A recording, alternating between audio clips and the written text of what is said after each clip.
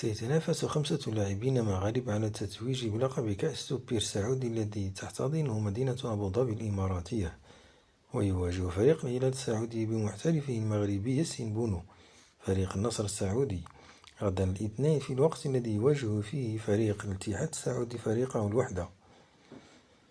ويضم الاتحاد بين صفوفه المهاجم عبد الرزاق حمد الله، في حين يلعب لفريق الوحدة 3 لاعبين مغاربة وهم جواد اليميق ومنير محمدي وفيصل فجر. ستشهد المباراة النهائية مشاركة محترف مغربي على الأقل، بالنظر إلى